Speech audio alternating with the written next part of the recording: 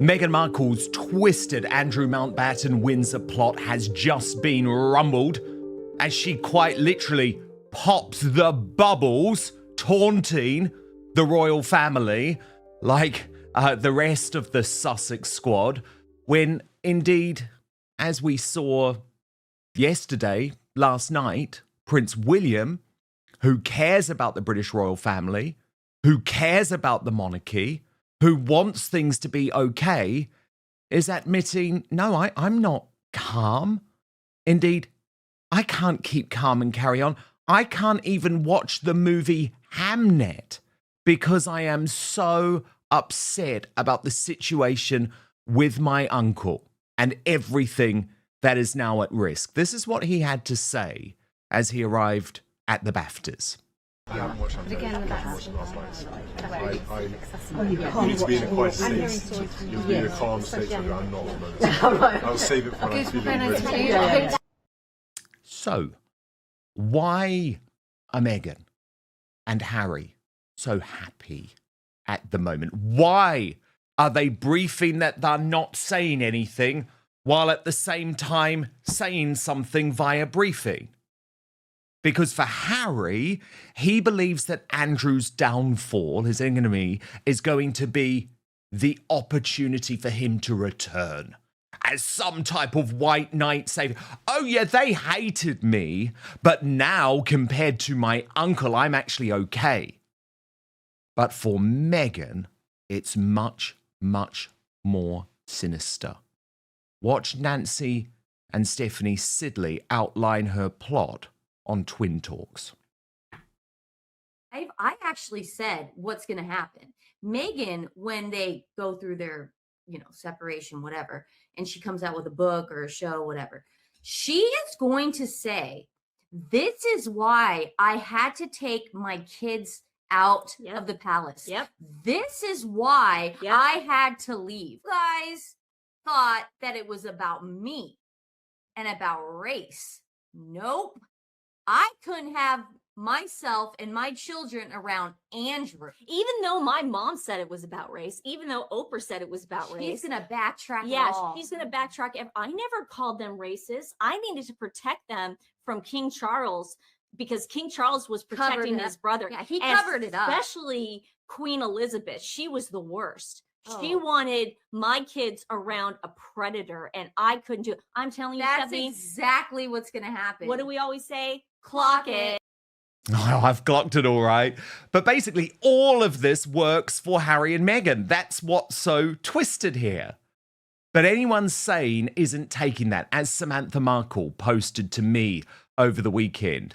Lol, in my opinion, Harry and Meg are lucky that the Andrew scandal is going on because it deflects from their own actions and failures. They've done so much damage to the royal family. So if anything, it's the other way around. And the media focus on Andrew is to deflect from scandals surrounding Harry and his darling wife. I could be wrong.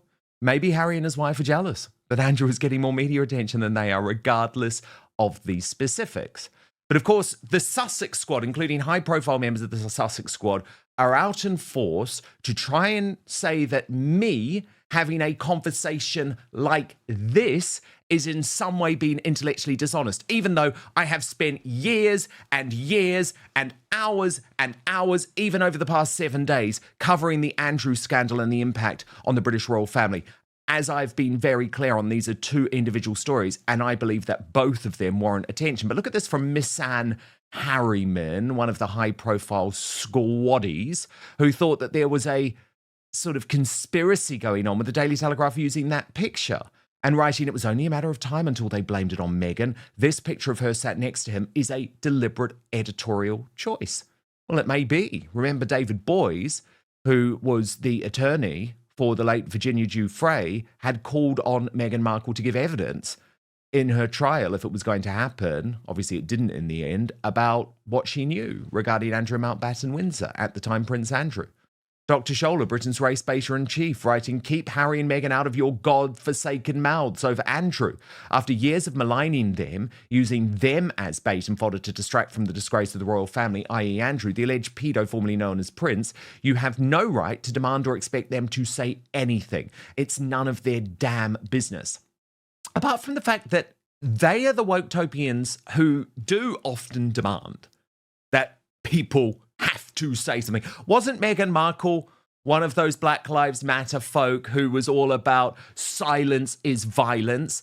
And we have had silence here. Yes, there's a paragraph in spare, but that's it. Andrew was never raised in the Oprah interview, in the Netflix series, in the Anderson Cooper interview, in the Tom Bradby interview, in the BBC interview. Andrew was never raised.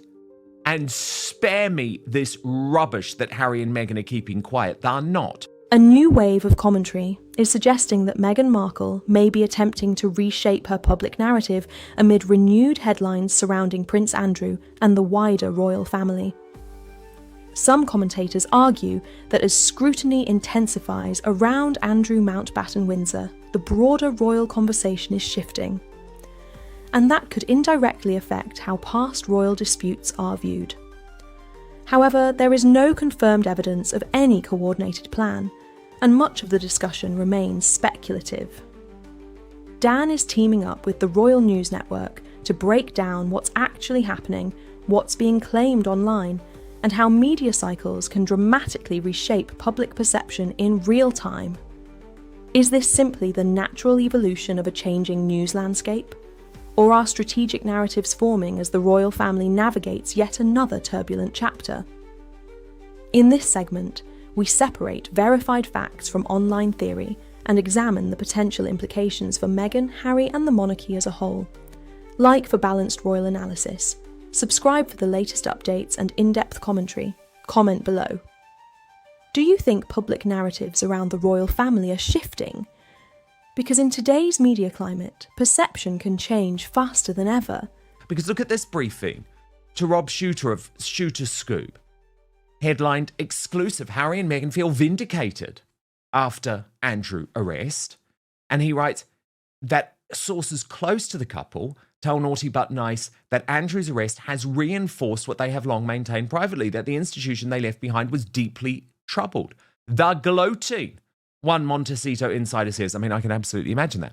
They do feel vindicated. For years, they were painted as the problem because they were another problem. Another source added, Harry always said there were serious issues behind palace walls. The public has only now seen how messy it really was. He didn't speak about Andrew. He never spoke about Andrew. Think about Oprah Winfrey. He made up racism claims.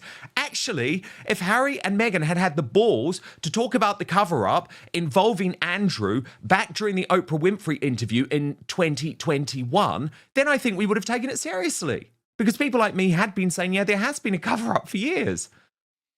Shooter goes on, Andrew's legal crisis has once again cast a harsh light on the monarchy, and friends of the Sussexes say it underscores why the couple chose to step away in 2020. Oh my God, this is the most crazy rewriting of history. They were criticised for escaping, a source explains. Now people understand that leaving wasn't impulsive, it was survival. The security issue in particular remains deeply personal. In his memoir, Harry wrote about fears that he and Meghan would lose protection, noting the contrast with Andrew's situation at the time.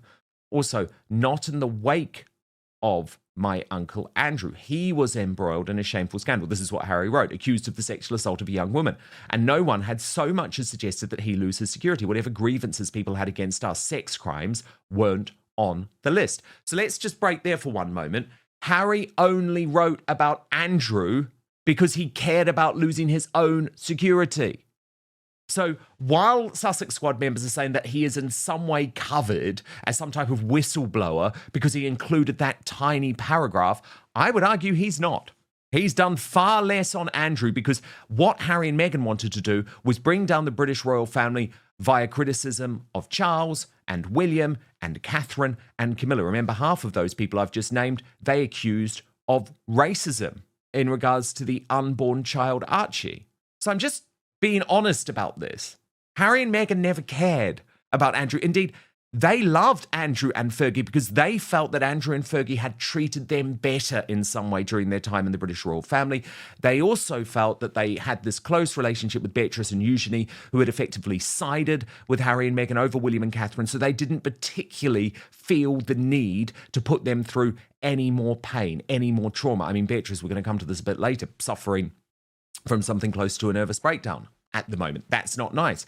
And obviously they were concerned about that. But I'm just really not allowing these two to rewrite history, given the couple that has always been absolutely strident on Andrew, absolutely clear on what should happen to Andrew, absolutely clear on the fact that 7 years ago he should have been gone for good, is Prince William and Catherine, the Princess of Wales. That's the fact.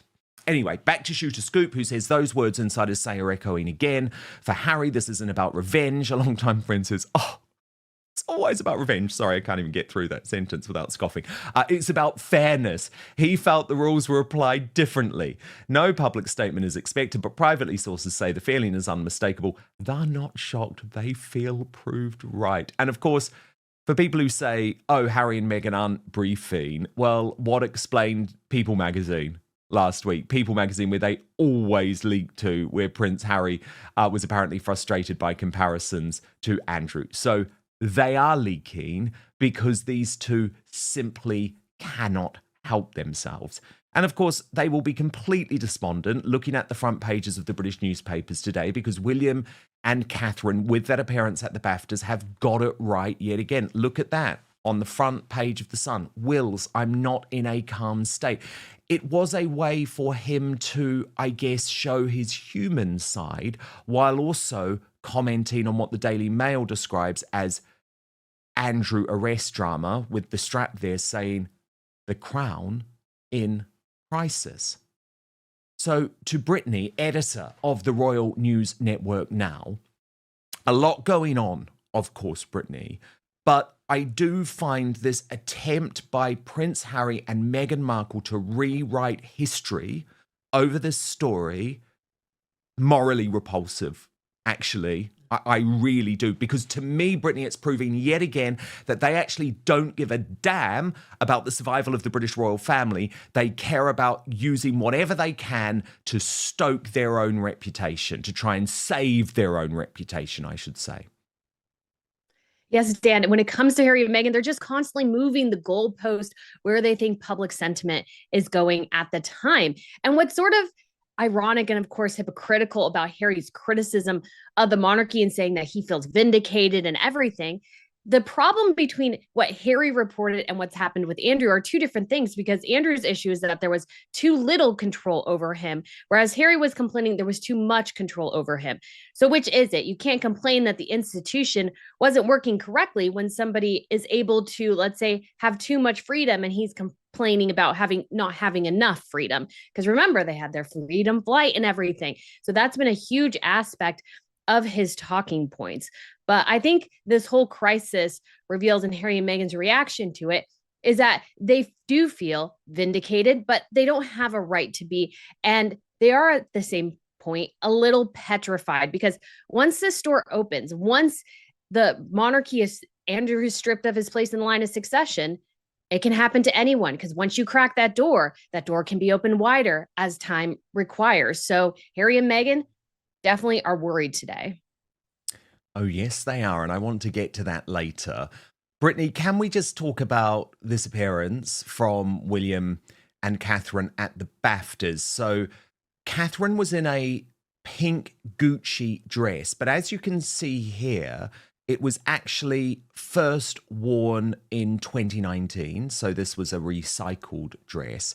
But I did like this from Lauren the Insider, who compared and contrasted our future king and queen compared to the other two. Thank Lord William was the firstborn. I mean, look, what we will never know, Brittany, probably is whether Catherine was actually intending to attend the BAFTAs.